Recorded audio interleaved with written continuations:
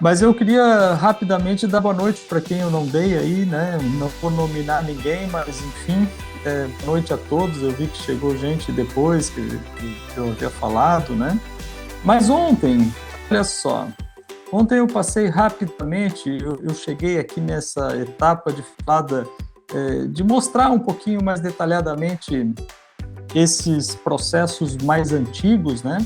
Que requerem efetivamente uma interdisciplinaridade, né? Porque é difícil acreditar que, a não ser que seja especialista exclusivamente em fotografia, que a pessoa domine todas essas técnicas fotográficas, né? E aqui, como por exemplo, o daguerreótipo, né? O ambrótipo, ferrótipo, e papel albuminado, ou seja, são técnicas que fogem, obviamente, né, nosso conhecimento, né? A gente falava de negativo de vidro, que na verdade são ambrótipos, foram possíveis de serem realizados a partir da ideia do colóide úmido, né? E bom lembrar que nesse tempo o fotógrafo ele era um alquimista, ele era um químico, na verdade, né? Porque ele carregava consigo um laboratório, né? Porque todo o processo tinha que ser feito no momento em que iam ser retirada a foto, tinha que sensibilizar o vidro, e aí a ideia do colóide úmido, né? Porque quando ele secava definitivamente já não era possível, né? Enfim, essas técnicas obviamente requerem muito conhecimento. Outra coisa que me chama bastante atenção, por exemplo, esses cartões de visitas que se usavam numa determinada época, né? Tem até um nome em francês que me fugiu agora, está ali na nossa ficha de avaliação. Eles usam um tipo de papel que é bastante importante, né?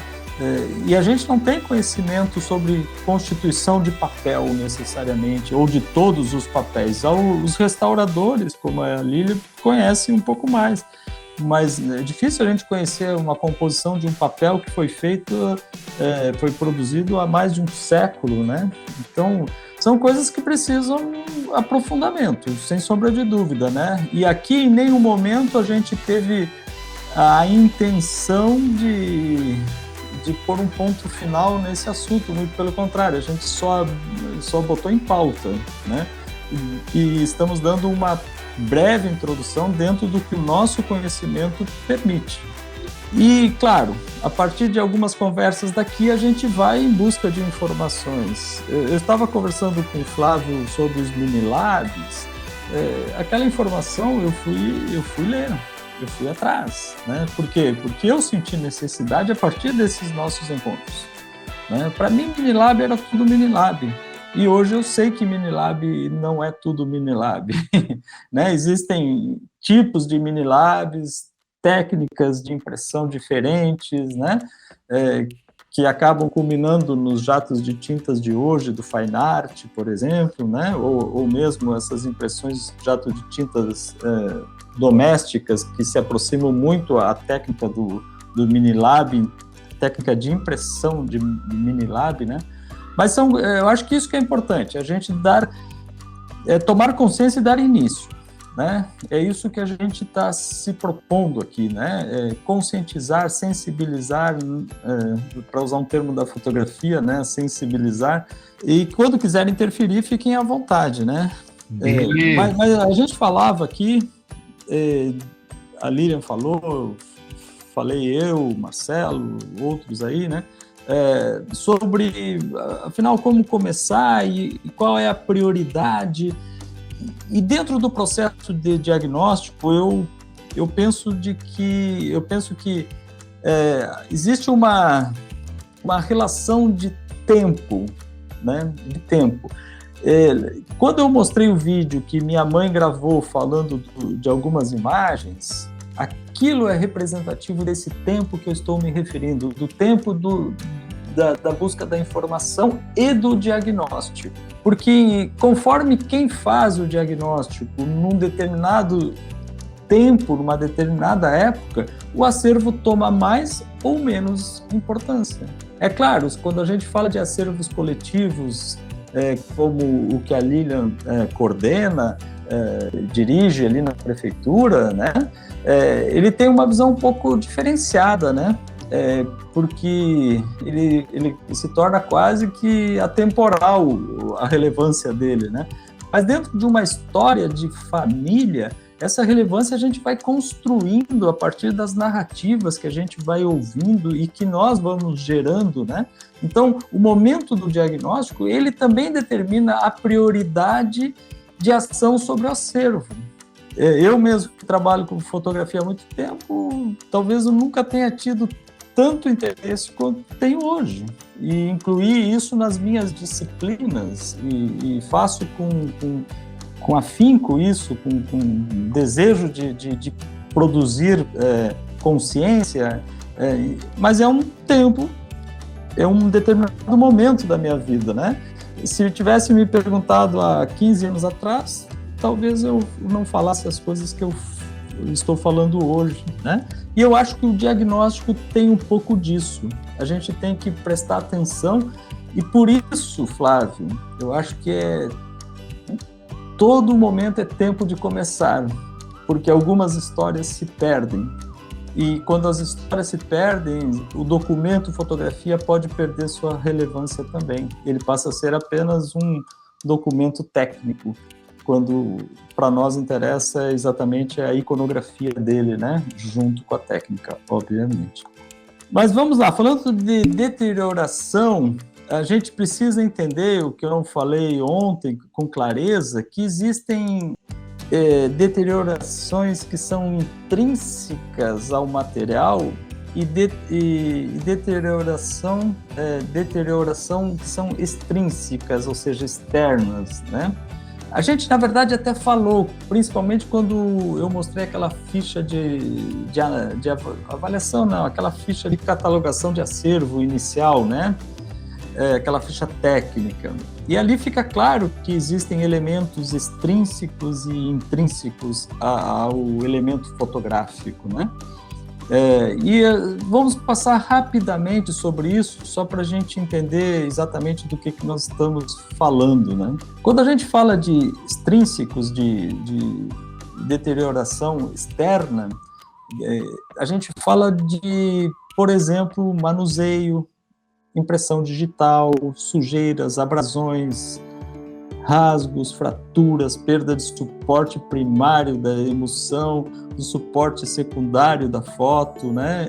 Tudo isso está envolvido nesse processo de deterioração.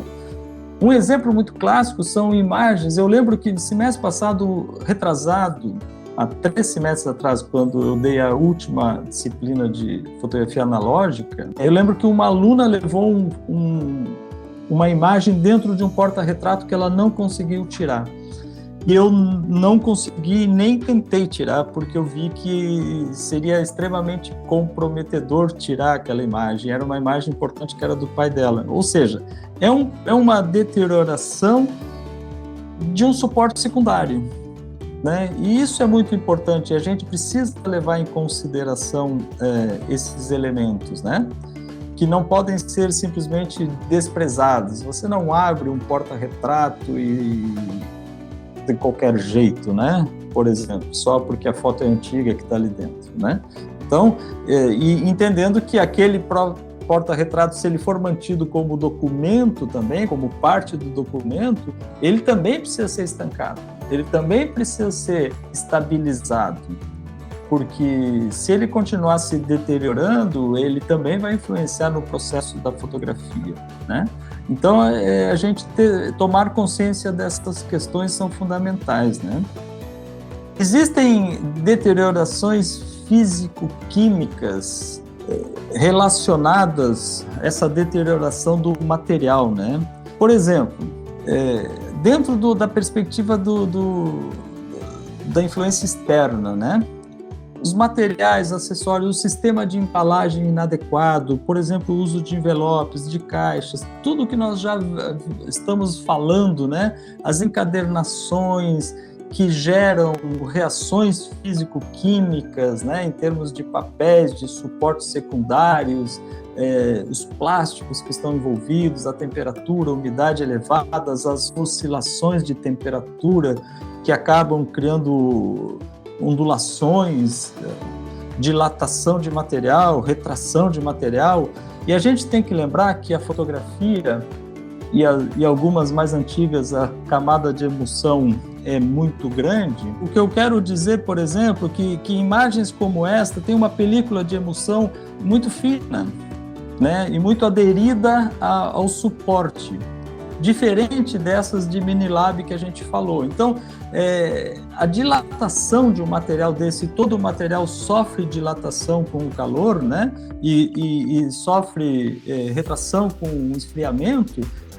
Esse processo, ele é danoso, né? Então, a gente tem que entender que essas influências externas precisam efetivamente de controle sob pena de comprometimento efetivo das peças, né? Isso acontece, por exemplo, nos negativos de celulose. Então, assim, essas deteriorações físico-químicas, por exemplo, que são extrínsecas, elas produzem esmaecimento da imagem, amarelecimento, alterações dos formatos, em relação a isso que eu falei da temperatura, abaloamento, rugos, fraturas. Depois eu vou abrir especificamente uma imagem aqui, mas só para vocês verem, assim, fraturas que são bem significativas na estrutura da foto, né? Ainda existe, do ponto de vista externo, a deterioração orgânica, né? Que ela vem, e aí é uma coisa que a gente precisa entender bastante, né? Que vem através de ação orgânica, de elementos orgânicos que não fazem parte, obviamente, da estrutura da foto, né? Que é, por exemplo, a questão dos fungos, né? Que a gente sempre falou aqui, e que, inclusive, uma certa dificuldade de encontrar referências físicas, né? Mas o fungo talvez seja uma das deterioração orgânica mais expressiva, né? Mas existem outras, né? Por exemplo, o inseto, a gente viu que o excremento de inseto, a ação de brocas, né? Isso tudo foi comentado ontem, né? Mas são deteriorações orgânicas que acabam, de organismos vivos que acabam interferindo nesse processo de estabilização do elemento físico, fotografia. Segue aí, Marcelo. E como tu comentou ontem também, né, Ricardo, que eu acho que no caso da Tainara faz muita diferença, que mesmo sendo celofane ou esses álbuns, Tainara, eles têm diferentes qualidades, né? Às vezes o material, ele não é tão bom assim. Claro, a gente não vai conseguir perceber isso, ainda mais o uso amador, né, ou estritamente comercial, não é simplesmente no toque que tu vai perceber isso, mas se a gente vai priorizar a questão financeira, e os Minilabs, né, que eram rápidos e mais baratos, essa economia vai ter que sair de algum ponto, né? E aí os suprimentos, eles muitas vezes não são assim de excelente qualidade, funcionam muito bem em alguns anos, né? Tá tudo bem, tá tudo muito lindo, mas daqui a pouco a gente começa a ver algumas imagens um pouco prejudicadas, né? Mas eu faço uma ressalva, Marcelo, em relação a isso, assim, porque o Minilab, se bem conservado, ele também dura, né? Até mesmo porque os papéis são papéis resinados. Sim, né? sim, Então, sim. assim, não são papéis que detêm água, eles não absorvem água, ou absorvem pouca água. Então, essa é uma vantagem desses papéis ditos contemporâneos, né, assim, das últimas décadas aí, né? São papéis que não absorvem água e absorvem pouco químico também, ou quase nada de químico, mas sempre absorve químico, né? Mas, às vezes, a umidade está na superfície do objeto, né? E se você simplesmente envelopa numa condição de ar úmido e fecha, você retém a umidade também do ar ali, e aquilo vai prejudicando ao longo do tempo, né? Aí sim, concordo, como não é uma técnica tão perfeita, né, vamos dizer, do ponto de vista da revelação, aí concordo que com o passar do tempo a técnica, o custo, né, o custo-benefício da técnica acabe acontecendo o que aconteceu nas fotos da Tainara, né? Aham. Bom, e eu queria comentar aqui, até porque alguns aí devem conhecer também, que é o nosso colega fotógrafo aqui de Balneário, que é o cara que faz este produto aqui, que é o Pop Case, o Leonel, né? Vários de vocês devem conhecer. Eu gostaria de... Eu confesso que eu nunca usei isso aqui para documentos. Eu gostaria de saber se alguém talvez até tenha aí, ou até talvez a própria ideia da Lilian, ó, porque esse aqui é um case, né, o Pop Case, que o Leonel desenvolveu para guardar equipamentos fotográficos, né? O foco dele aqui são equipamentos fotográficos, sendo indicado para lentes, câmeras, drones, filmes, álbuns, papéis para impressão, revestimento de lentes, componentes, ou seja, não só equipamentos, mas isso aqui me chamou a atenção, né? E os filmes também. Alguém tem, por acaso, esse Pop Case aí? Conhece? Já usou? Eu tenho. Não, o Flávio tem. Ah, e aí, tchê, funciona bem aí? Ah, fica show. Eu já limpei 2 vezes a lente que eu tinha, que trabalhava na praia, e vou falar pra você, eu gastei um Pop Case limpando lente. Daí a gente tem ele deu um upgrade e pegamos um maior, fica até na casa do Marcelo o equipamento, né, pra não ficar aqui tão... na casa do Marcelo fica mais reservado. E aqui tem um pequenininho aqui no estúdio. Mas é bom, 100%. Ah, interessante. Ó, a Briane tá perguntando coisa ali também, ó, Flávio, antes de passar a voz pra... Só fica equipamento mesmo, que também é relativamente pequeno. Mas o Leonel adapta armários, ambientes, se precisar. Se levar na tua casa lá, ele adapta teu quarto para ficar ok. Agora eu não tenho experiência com documento, mas para equipamento de fotografia a gente usa. Então, isso é muito legal, esse material dele é muito legal. Só tem que ter ciência do seguinte, ou coloca o documento, ou coloca o equipamento.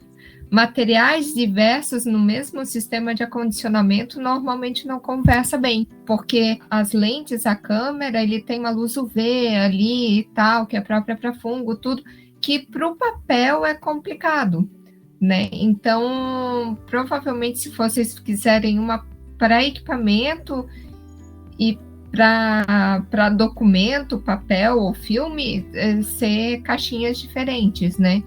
Porque são materiais que precisam de umidades e temperaturas distintas, né? Mas é bem legal, a gente faz umas gambiarras assim também, né?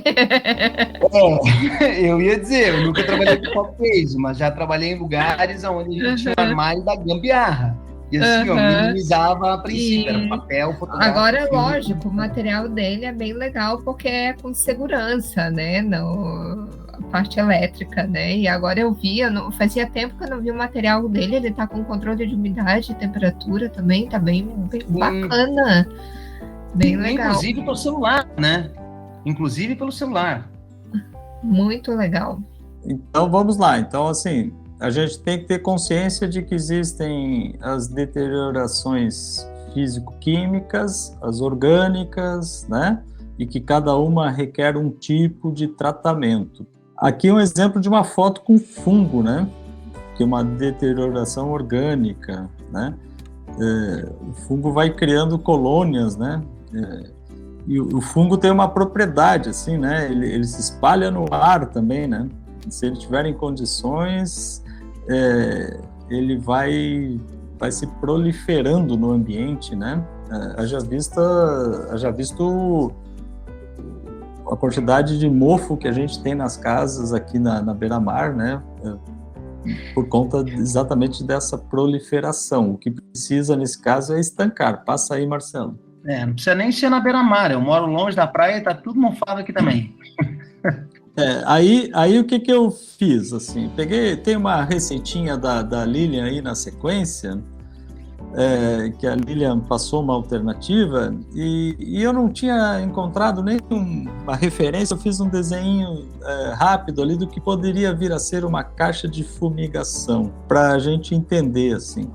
Do lado direito aqui tem aqueles saquinhos de lavar roupa, né? Em máquina, lavar roupa em máquina, que é uma telinha, e pode ser usada isso para você suspender dentro de uma caixa, né? Não precisa ser, não tem um formato necessariamente padrão, mas suspender a fotografia que está contaminada por fungos, né? Suspender e submeter ela a essa fumigação de um combinado que eu vou próximo slide aí. Passa aí, Marcelo. Essa receita é da Lilian, aí, a Lilian que passou, né?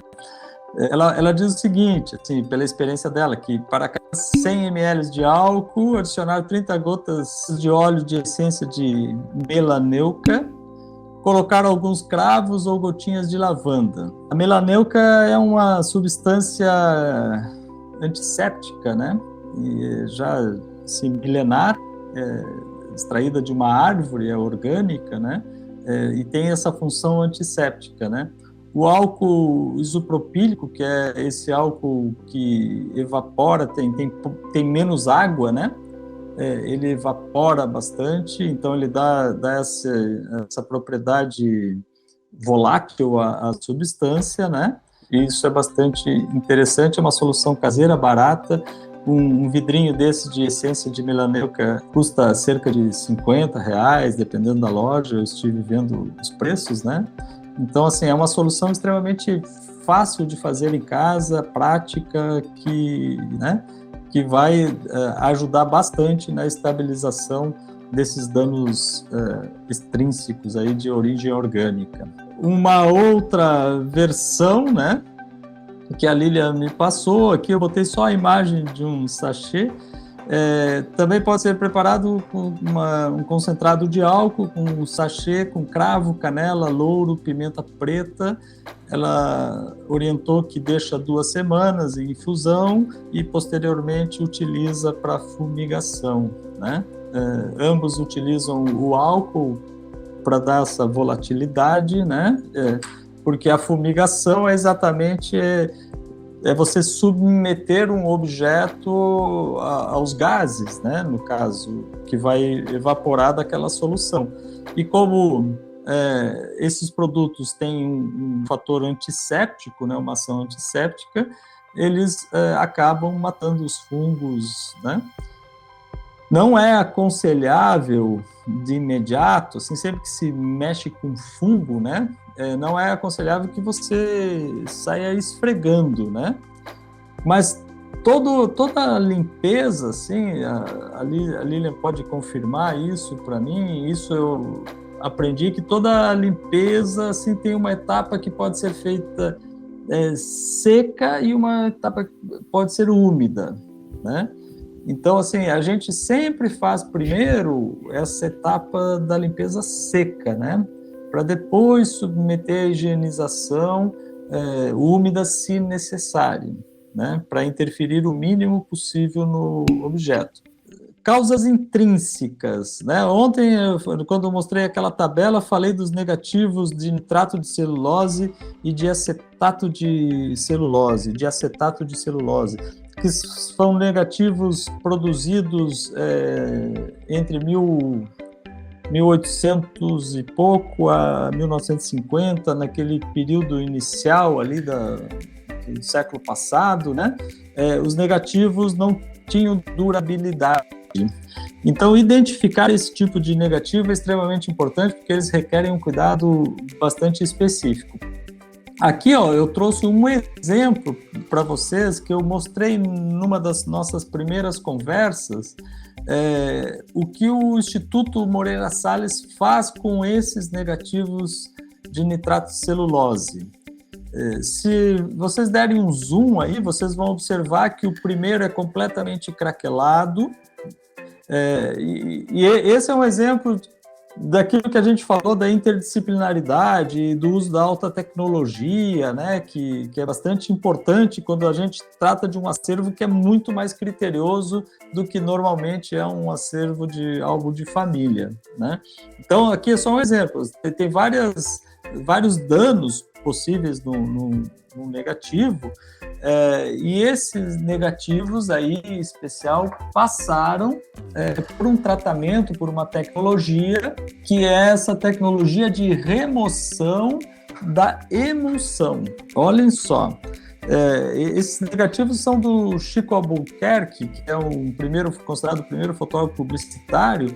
Então, o que eles tiraram? Eles fizeram? Eles tiraram a emulsão para passar para um suporte contemporâneo, que tem durabilidade. E isso demonstra, além de perpetuar essa imagem, né, de maneira quase que incalculável, né, se bem que poderiam ser feitos testes de laboratório, já deve ter sido feito também, mas com certeza vai durar muito mais tempo, mas isso demonstra de que o processo fotográfico, quando bem realizado, na sua origem, ele é duradouro.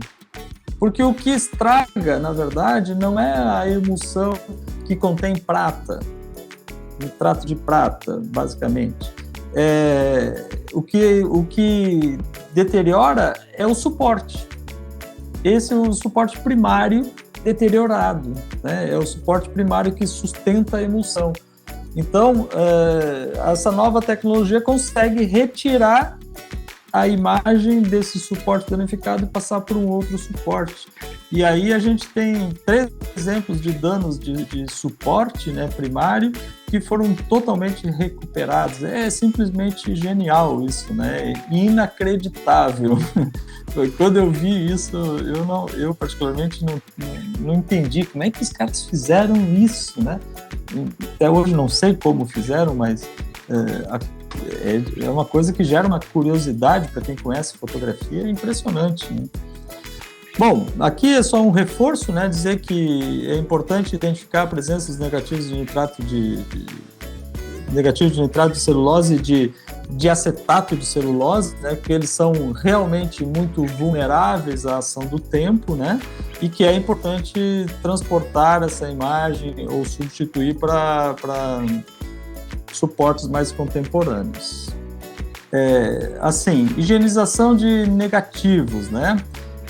O PhotoFlow, que é esse químico aqui, ele era produzido pela Kodak e ainda leva a marca Kodak, a gente encontra, mas lá no nosso laboratório a gente usa o PhotoFlow quando tem, né, quando a gente consegue o PhotoFlow. Ele é um surfactante concentrado, né, que ajuda na higienização dos negativos, tá?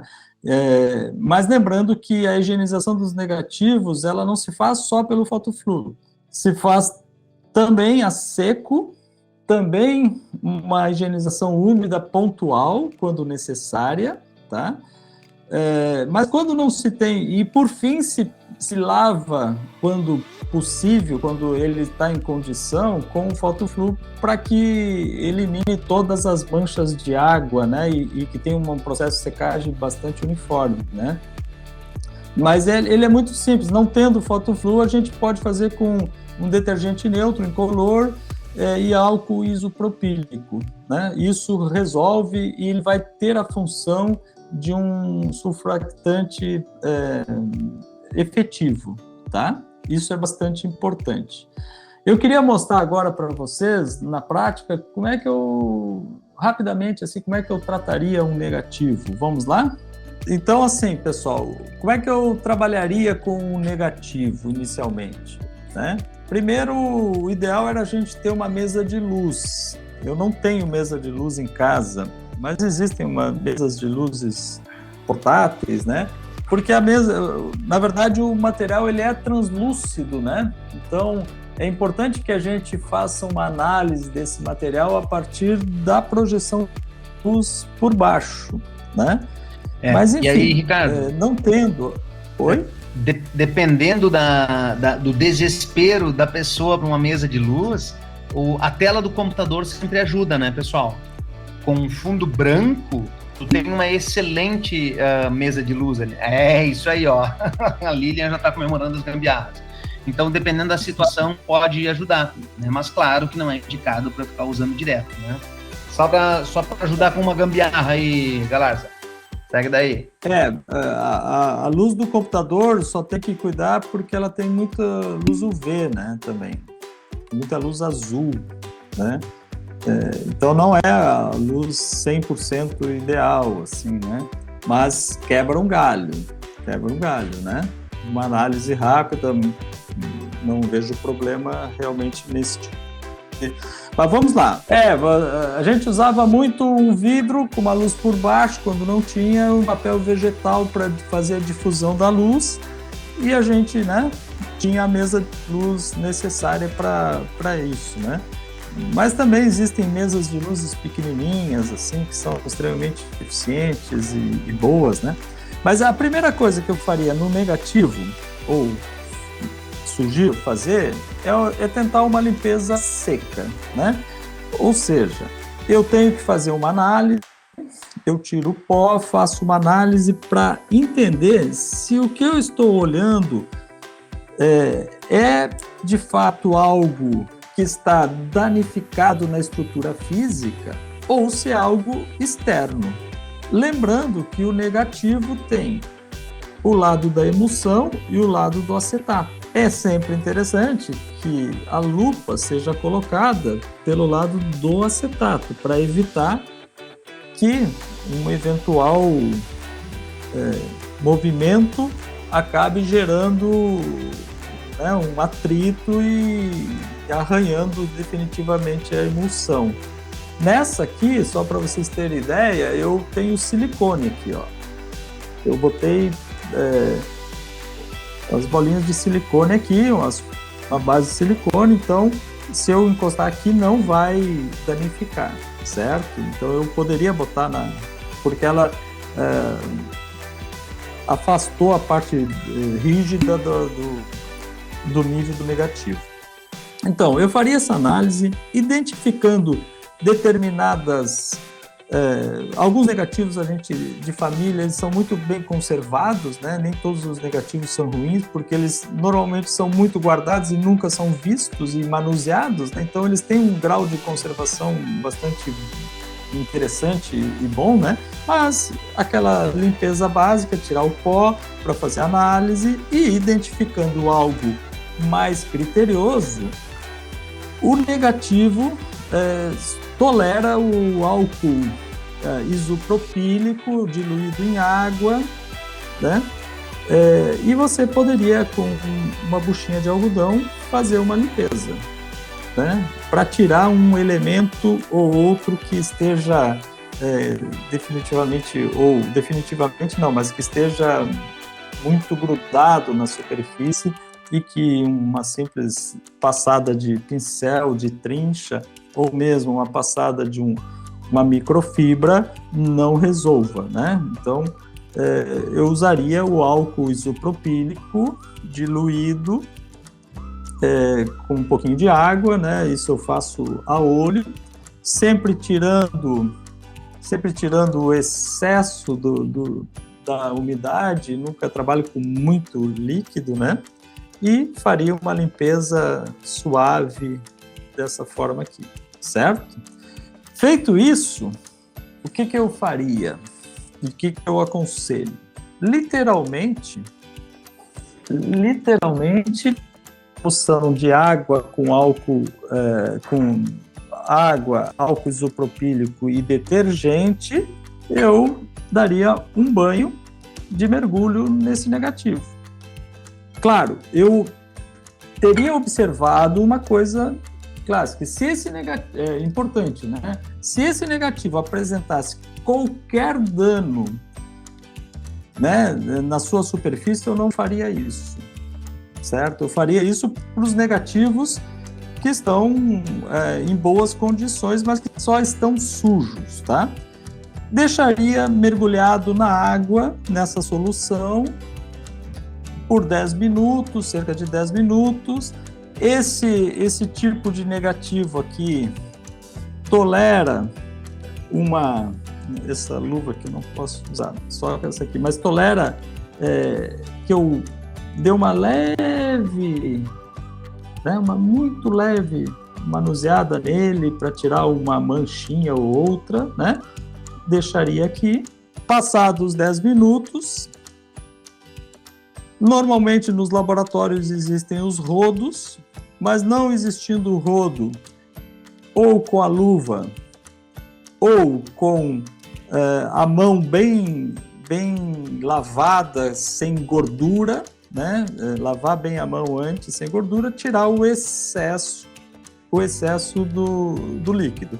E penduraria em um espaço seco, não tendo a estufa, num espaço seco, livre de poeira. Porque se eu colocar para secar num espaço que tenha poeira, a poeira vai grudar principalmente na emulsão do negativo.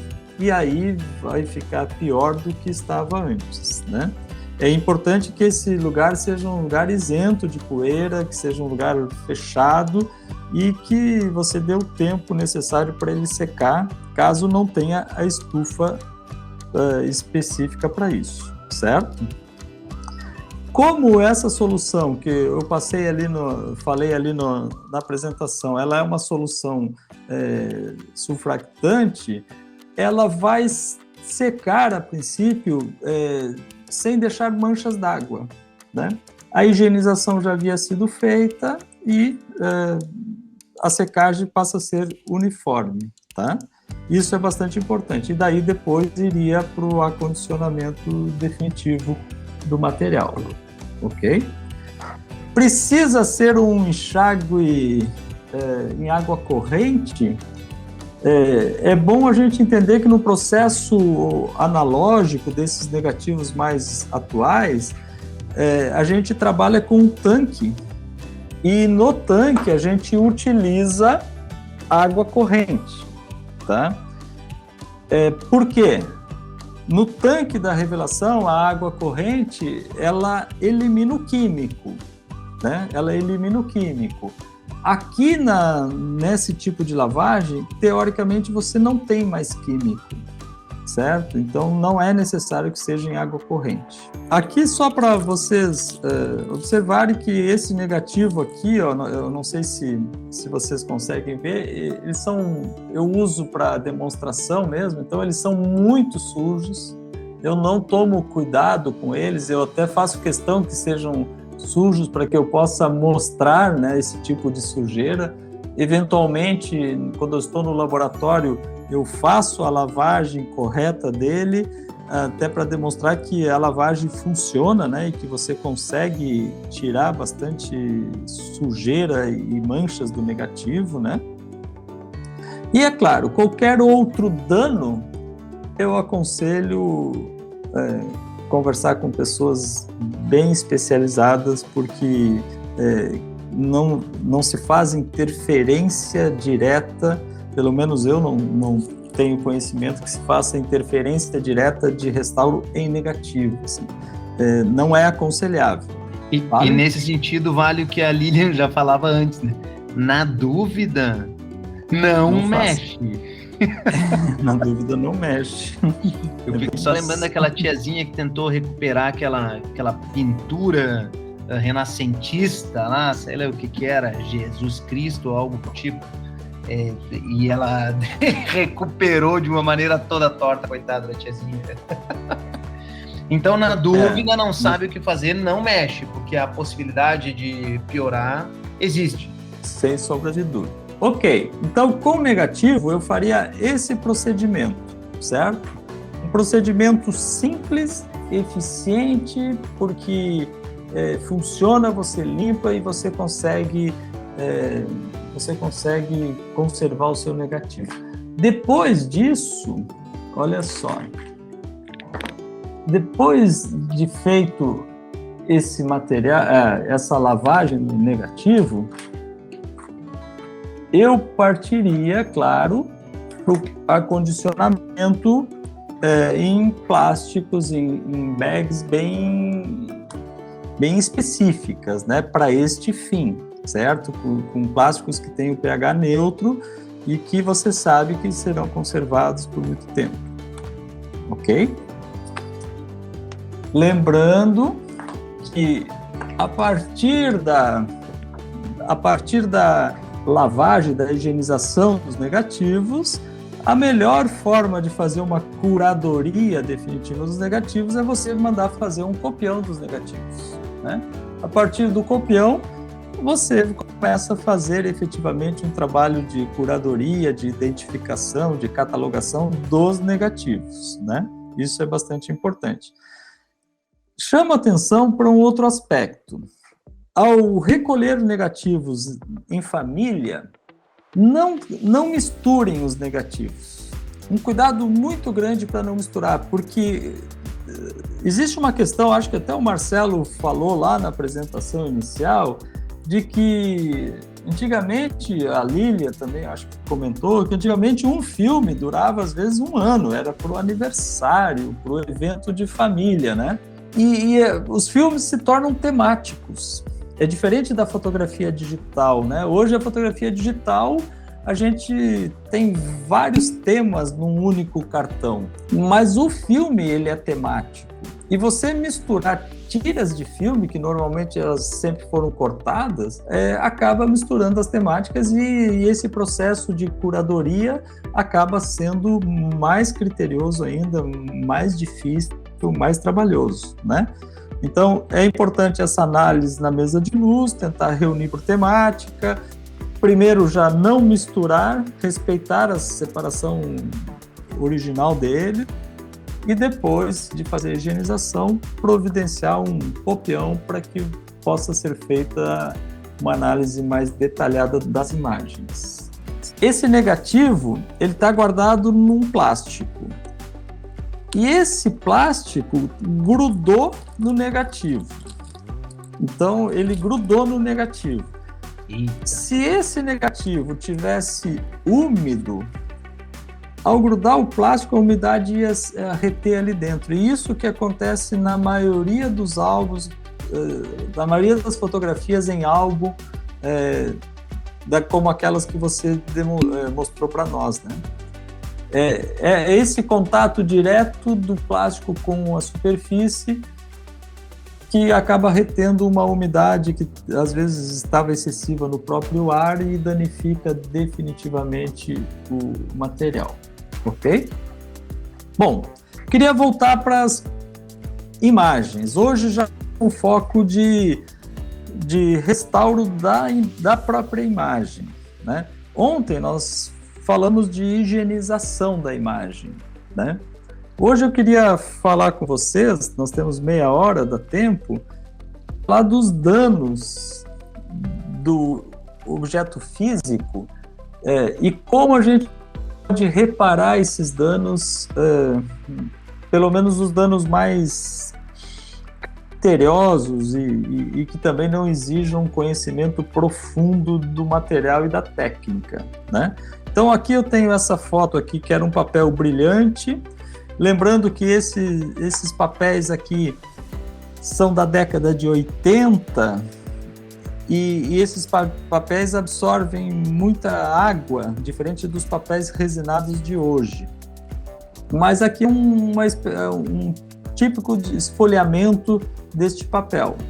Quero lembrar também que antes de começar eu botei aqui na minha mesa de trabalho, eu coloquei esse papel encerado do papel contact. Lembra que eu falei ontem, né? Exatamente para eu ter essa liberdade de poder virar a imagem sem danificar a imagem, né? Então aqui já tem um desfolhamento, ou um desfolhamento, né?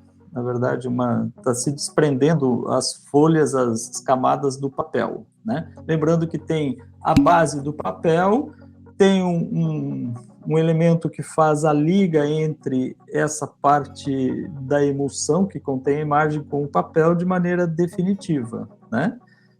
Mas com o uso, com o mau uso, com o envelopamento, aquele manuseio descuidado, acaba quase toda a foto fazendo isso aqui. Nessa outra foto aqui, ó, a gente observa danos mais significativos, né? Exemplo, uma quebra e já um início de rasgo da superfície fotográfica aqui, ó. Uma quebra e início de rasgo da superfície fotográfica. Todos os cantos estão quebrados de alguma maneira. O início de desprendimento das camadas, certo? E nessa imagem especial, ela esteve num álbum e quando foi retirada do álbum, a gente observa que, não sei se do álbum exatamente, veio um papel grudado em cima dela. E provavelmente daqueles álbuns que serviam quase como porta-retratos, né? E aqui, inclusive, se observa que foi suprimido uma parte da imagem, né? Mas o papel cobre uma parte grande da imagem, inclusive detalhes do cabelo. Ela estava maior, eu já havia feito o teste antes de falar isso para vocês, eu retirei esse papel da superfície, né? Agora eu vou mostrar como que eu retirei, né? Lembrando que ontem nós falamos da higienização da parte de trás com o pó de borracha, né? Foi uma forma de higienização bastante importante, porque talvez não, é a primeira limpeza que a gente deve fazer, né? Ok?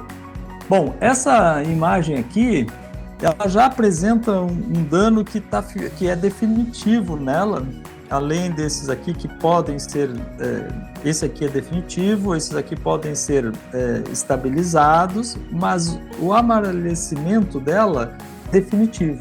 Eu não tenho como tornar essa imagem branca, porque aqui tem uma ação da luz no papel e tem a ver com a constituição do papel, né, ao longo do tempo.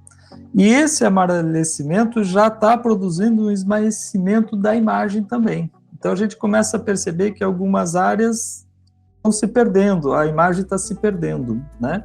Estão se perdendo detalhes, né? E isso é uma questão bastante importante e que ela precisa ser estabilizada com uma relativa urgência, né? Para mim é uma foto prioritária, né? Porque conta a minha história quando eu era pequeno. Como eu já havia feito um teste, porque eu vou com um solvente, né? Um solvente que é um híbrido de água com álcool isopropílico, né? E sei, por experiência e por testes anteriores, que esse tipo de técnica fotográfica suporta esses tipos de solventes, né? Embora esse tipo de papel absorva muita água, e o álcool isopropílico ele é exatamente para não fazer com que evapore rápido, dê volatilidade à solução, né? Mas eu evito colocar muita umidade sobre o papel, sob pena de ter uma distorção, né? Um enrugamento do papel, que pode ser definitivo também se for exagerado num determinado ponto, né? Então esse papel que está colado aqui, como é que eu tiraria ele? Então eu pegaria o álcool isopropílico com a água, naquela solução 50%, né, de cada um, tiro o excesso de água, né, sempre num paninho, e vou umedecer a parte do papel. Aí eu vou utilizar uma lupa, né? Aqui era interessante que eu proteja, porque essa lupa aqui não tem, como é que eu diria, não tem uma base que proteja, então eu boto um paninho, vou trocar de óculos, porque o outro óculos é melhor para perto para mim. Vou botar mais um pouquinho de umidade sobre esse papel. Primeiro eu tenho que deixar essa umidade agir um pouquinho sobre esse papel e depois eu começaria, né, a fazer um processo, né, depois que eu percebesse que o material está umedecido suficientemente, eu começo a um processo de retirada com o próprio cotonete. dá uma sensação muito ruim aqui, porque eu começo a ver sair uma camada da imagem. E essa camada da imagem, se não for testada antes, pode estar sendo a própria imagem removida. Então tem que ter um cuidado muito grande e tem que ser testado. Tudo tem que ser testado, né? E como é que você testa? Sempre numa periferia da imagem, de maneira sutil, numa área que jamais vai comprometer, né, a imagem. Mas aqui, ó, a gente consegue observar, eu acho que dá para, não sei se vocês conseguem observar, eu já retirei aqui uma quantidade significativa de material que está aqui nesse cotonete aqui, ó. Já um monte de sujeira e resíduo, né? Aí eu vou lá, insisto um pouquinho, com muita calma, e faço a retirada de outra área, certo? Lembrando uma coisa muito importante. Toda emulsão, ela é presa por uma gelatina, né? E se você umedecer demais e esfregar demais, você pode danificar ela de maneira definitiva, certo? Então, eu aconselho fazer isso com muito critério, tá? Mas eu já consegui retirar o que estava sob o cabelo desse menino aqui, tá? Olhando a imagem do jeito que está, parece que tem uma mancha, mas essa mancha é por conta da umidade que o papel absorveu. Os papéis atuais não absorvem tanta umidade, então eles toleram um pouquinho mais dessa interferência. Mas, insisto, tudo deve ser feito com muito critério, certo? Isso aqui precisa secar naturalmente, né? Eu posso tirar o excesso com a minha trincha. Okay. Observo que vem junto aqui uma série de... Deixa eu botar aqui, vamos ver se eu consigo. Ali, ó. Dá para observar no cotonete, né? Uma série de material que foi retirado. Ele precisa ser feito nessa área aqui. Lembrando que essa área é definitiva, eu não tenho o que fazer nela. Ok?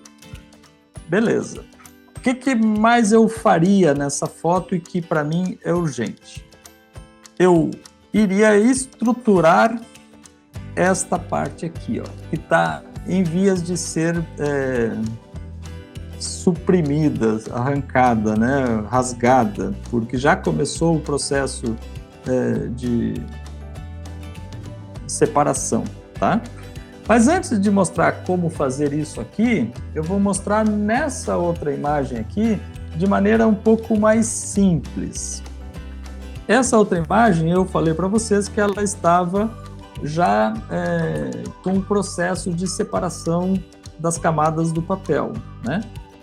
Como é que eu vou trabalhar essa cola, né? Vamos lá. Preparei para mim, deixa eu ver. Eu preparei assim, ó, uma espátula feita de cabo de taquara, de bambu, que era uma agulha de crochê. Eu peguei ela, lixei bem, afinei bem, deixei ela preparada para ser uma espátula bastante sutil, né? Existem as espátulas de osso, as de resina específica, né? Então ela não danifica em cima do papel quando eu passo, tá? Aí, estamos adorando o teu instrumental aí, ô Ricardo. Agora, esse aí agora nós não vamos achar na AliExpress, mas daqui a pouco já podemos começar a fornecer essa espátula aí. Fornecer. As gambiarras, né? Vamos lá. Então, olha só. Aqui nesse potinho, eu preparei o quê? Preparei aquele carboxilmetalcelulose de sódio. Onde que tá? Tá aqui. Esse aqui que é aquela goma alimentar que eu acho que usam para sorvete, inclusive, né? E que ela é de pH neutro, ela gera uma cola neutra, certo? Como eu faço um tempinho que eu preparei, eu vou botar um pouquinho mais de água. Ela rende muito, isso aqui, daí eu dou uma mexidinha, ela rende bastante, né? É uma pitadinha que você põe, assim, uma espátulazinha que você põe ali já é suficiente, 1, 2 espátulas, dependendo do que você vai trabalhar. E aqui eu tenho essa goma natural, tá? Que não interfere no papel. Aí eu venho com a minha espátula, pego um pouquinho, neste caso, vou abrir aqui, vou espalhar. Se ela vazar, ela pode ser diluída, como ela é à base de água, ela pode ser retirada com aquela solução de água e álcool.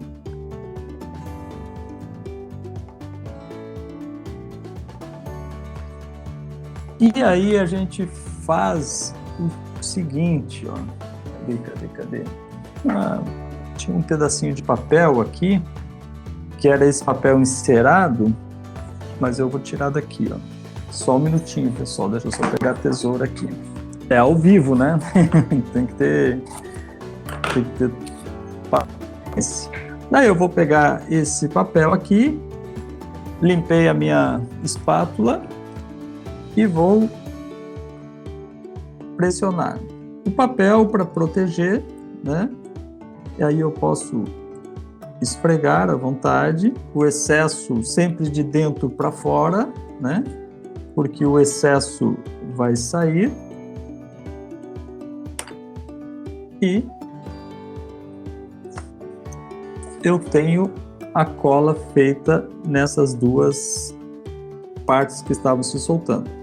Vou pegar vou proteger ela com um papel maior e vou pressionar ela até secar bem, ok? Seca rápido, alguns minutos, ok? E aí eu já estabilizo essa separação das folhas, ok?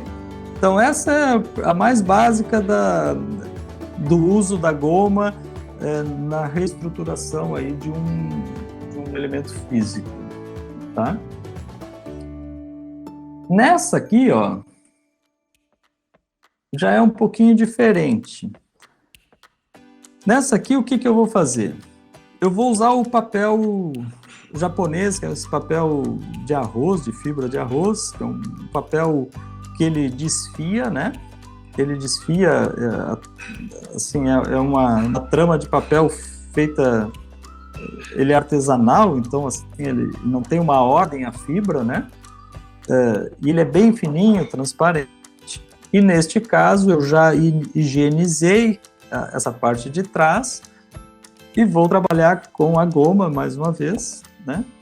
E aí eu vou espalhar a goma, deixa eu ver se está no... né? Vou espalhar a goma aqui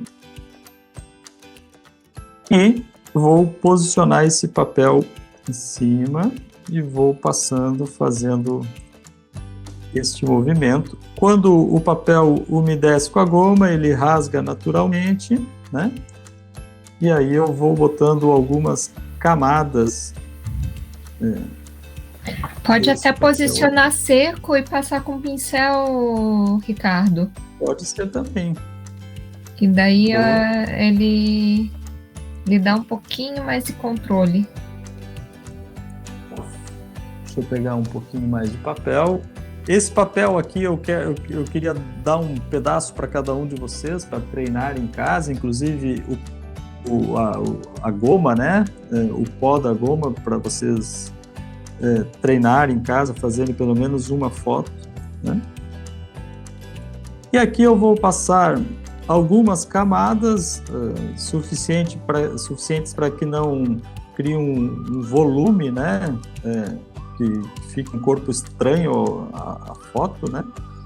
E quando ela secar, aqui eu vou botar mais uma porque tá bem quebrada, né? E é uma área grande, então quero dar bastante estrutura aqui. E aí eu deixo secar esse aqui. Quando secar, esse papel vai incorporar, né? Eu poderia ter tido cuidado de já tirar essas rebarbas, mas eu também posso tirar a rebarba depois com bisturi, com bastante calma, para ficar bastante preciso, né? Daí cada um desenvolve sua técnica, tá? Aí a gente consegue. Isso, quando secar, vai dar uma estrutura para a foto, e aí a foto fica, esse dano fica estabilizado.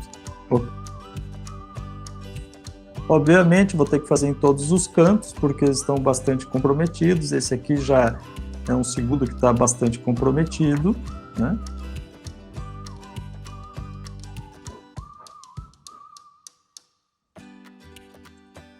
Esse trabalho de restauro, ele é um trabalho que requer paciência. De fato, requer paciência, né? Não é um trabalho para ser feito rápido.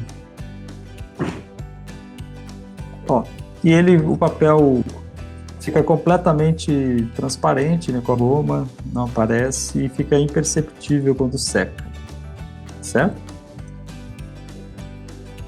7:50, Marcelo. Boa, eu tô acompanhando aqui. Olha aí, ó. Nossa organização hoje funciona bem. Observem aqui, ó, que eu fiz essa retirada desse papel da cabeça desse menino, né?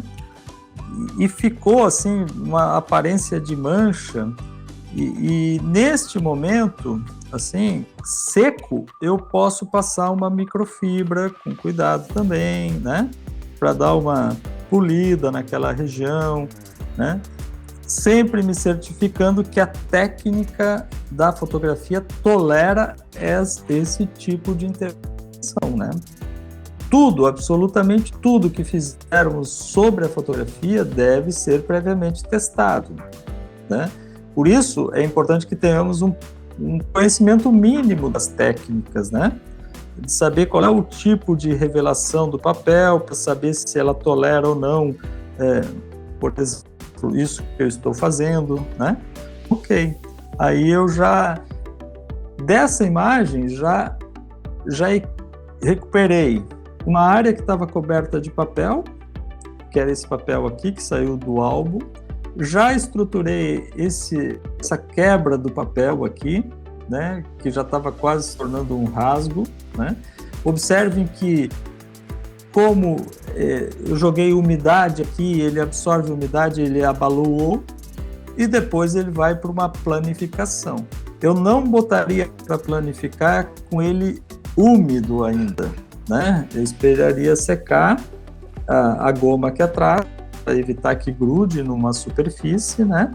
Então, logo seque, eu usaria um papel como esse, né? Esse papel encerado, não sei se dá para dizer assim, não sei que tipo de papel é esse.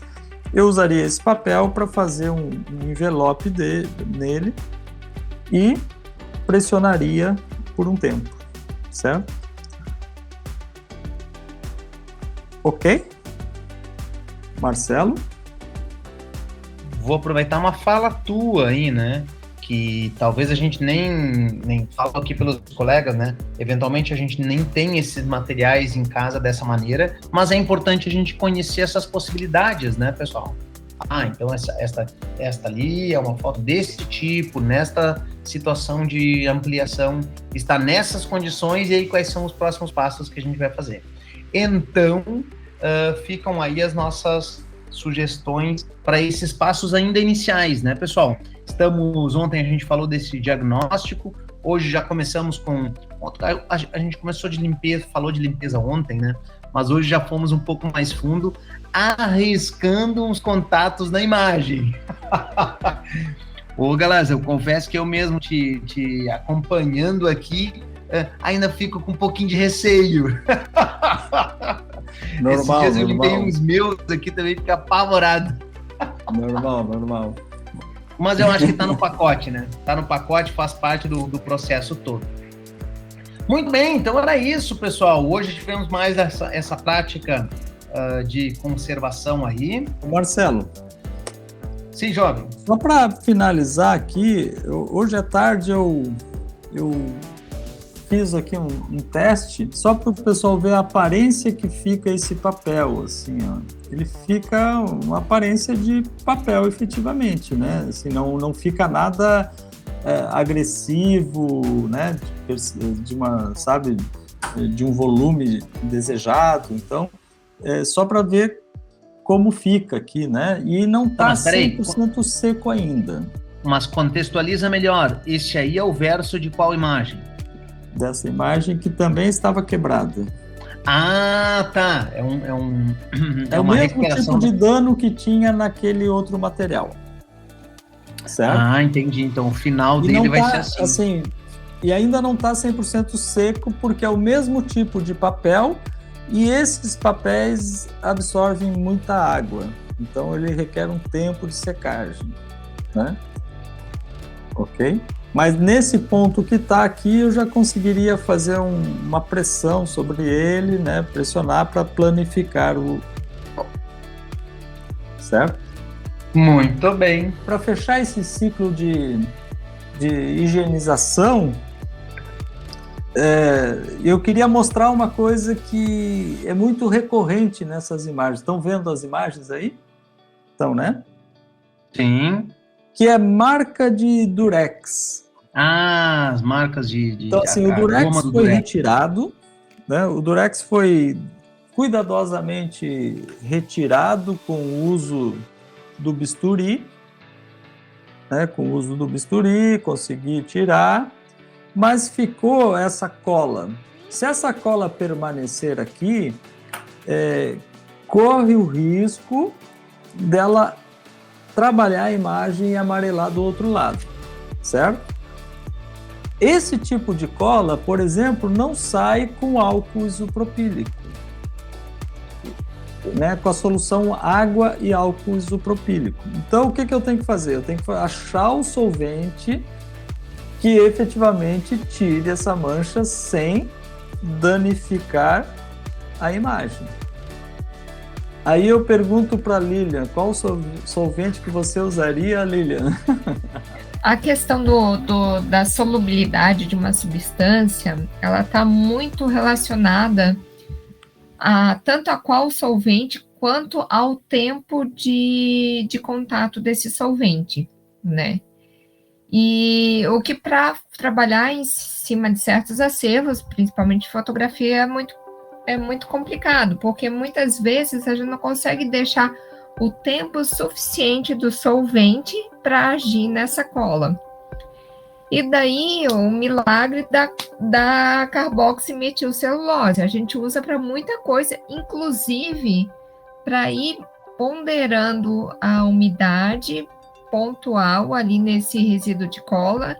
A gente passa uma camadinha muito leve da da goma que o Ricardo mostrou, né, da carboximetilcelulose, conta 30 segundos e raspa com bisturi. Ficou ainda, né, dá um tempinho, coloca mais um pouquinho, conta mais uns 30 segundos e dá uma raspadinha. Muitas vezes, o que vai acontecendo? Tem que ser bem pontualzinho, assim, né? Vai dando uma quantidade de umidade tal que vai solubilizando essas substâncias, né? E muitas vezes a gente consegue reduzir bastante esse manchado, essa marca ali no papel. Outra dica é que esse amarelo muitas vezes se dá por acidez. Algumas vezes a gente trabalha com essa carboximetilcelulose e põe uma pitadinha de carbonato de cálcio, que vai contrabalançar essa acidez, né? Então isso também vai ajudar a dar uma carga, né, alcalina nesse papel ali sobre essa mancha para dar uma estabilizada nesse amarelecimento ali pontual. Então... Eu estou fazendo um teste aqui, Lilian, e tá retirando. Então. Ó, aqui tá retirando de maneira bem significativa. Então, esse bisturi que tem essa camadinha assim, redondinha, ele é bom porque ele fica com um ponto de contato bem localizado, né? E ajuda nessa remoção. Então, é capaz de conseguir tirar bastante. Ótimo. Dessa... Olha, gente, assim, ó, o papel siliconado, a carboximetilcelulose, o pó de borracha, tendo essas 3 coisas, e, claro, exercitar a habilidade, a gente consegue resolver grande parte das questões ligadas ao nosso acervo, né? Então, não é grandes investimentos, né? A gente consegue desenvolver bastante trabalho aí para estabilizar. Aqui, ó, você estava falando, eu apliquei, depois passei o cotonete e já limpou de maneira considerável. Às vezes tem que fazer esse exercício de paciência, assim, né? De ir colocando aos poucos e tirando, né? E se ver, e sempre observando o outro lado se não passou muita umidade, né? Eu queria chamar a atenção para o pessoal que assim, a Lilian comentou do desenvolvimento da habilidade, né? Tem umas pessoas que são têm mais habilidade manual, outras não. Um cuidado muito grande no uso do bisturi, né? Porque o fio do bisturi realmente ele é assim, ele é bem afiado, né? Então, para você, nesses papéis que são mais uniformes, tudo bem, mas nos papéis que são mais porosos, é muito fácil você dar uma área do papel que você não queria levantar, né? Que você não queria extrair. Então, isso que a Lilian falou, que o posicionamento, também a ideia de que você posicione o bisturi mais deitado, né? Não mais tão na horizontal, ele mais deitado, isso ajuda a prevenir que você pegue uma área indesejada, né? E vá tirando